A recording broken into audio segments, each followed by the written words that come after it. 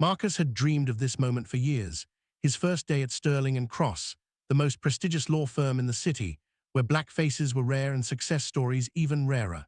He arrived early, wearing the suit his grandmother helped him buy with her maid's salary, clutching the leather portfolio she'd given him with shaking hands and tears of pride. The reception room gleamed with marble and crystal, filled with lawyers in $1,000 suits who barely glanced his way.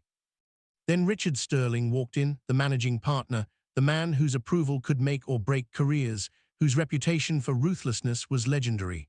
Marcus extended his hand for introduction, heart pounding with nervous excitement.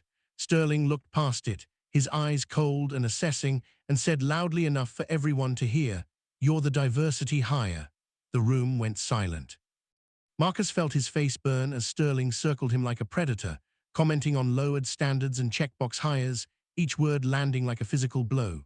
He tried to respond professionally, maintaining the composure his grandmother taught him, refusing to give this man the satisfaction of seeing him break. That's when Sterling, holding a glass of deep red Bordeaux, made a deliberate turn and poured the entire glass down Marcus's crisp white shirt. The wine spread across the fabric like blood. Sterling barely glanced back and said with a smile that never reached his eyes, "Clumsy, maybe you're not ready for a place like this after all." Laughter rippled through the crowd, nervous and cruel, as Marcus stood frozen, wine dripping onto the marble floor, his dream dissolving in real time. But as phones came out and the video started spreading through the office, something shifted in Marcus's eyes, because he had a secret that Richard Sterling was about to discover, and what would happen in the next few hours would change everything. Marcus changed into his gym shirt and walked back into that reception with his head high, refusing to let humiliation be the final word of his story. The whispers intensified as Sterling watched him return, clearly expecting the young intern to have slunk away in shame. Yet here he stood, unbroken, unbowed, more determined than ever.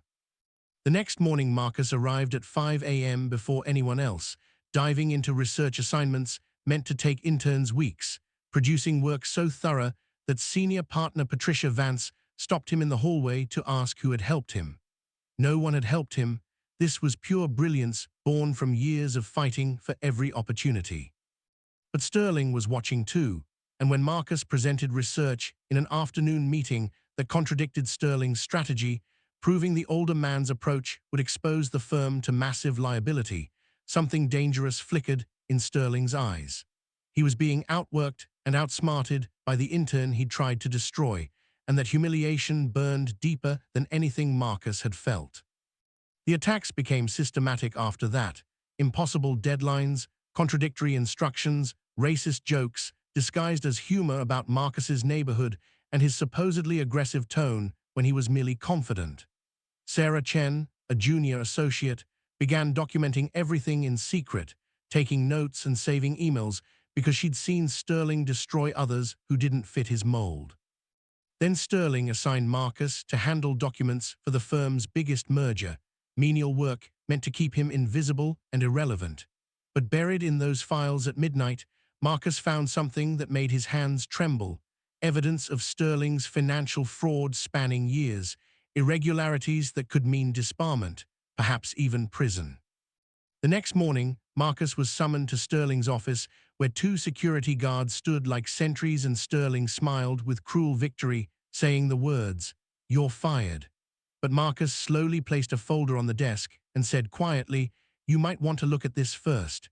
And for the first time, he saw pure fear in Richard Sterling's eyes.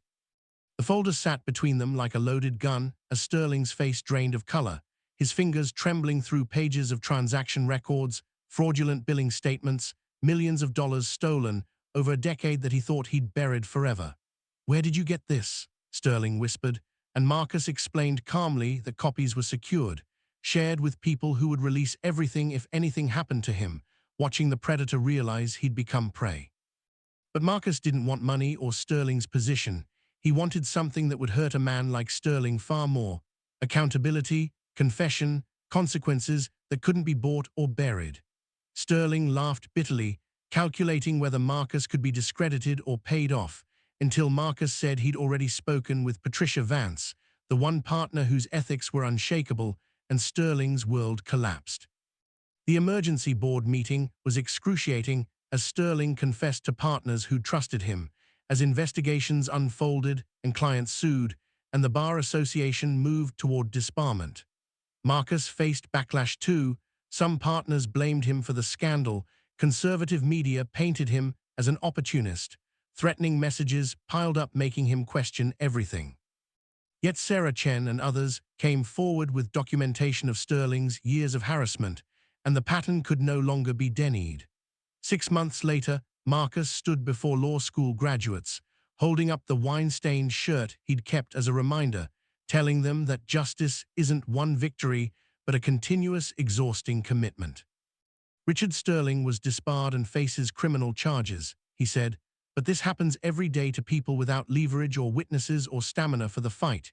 You don't fight because you'll win, you fight because silence is complicity and your dignity is never negotiable. After the ceremony, Marcus walked past Sterling and Cross, seeing diverse new interns through the glass walls, and his phone buzzed with Sarah's message about naming the new fellowship after his grandmother. He smiled genuinely for the first time in months, typing back, "She would have loved that," then disappeared into the crowd, not a victim or hero, just someone who refused to let hatred define his worth, carrying the knowledge that justice is possible even when it's hard, especially when it's hard.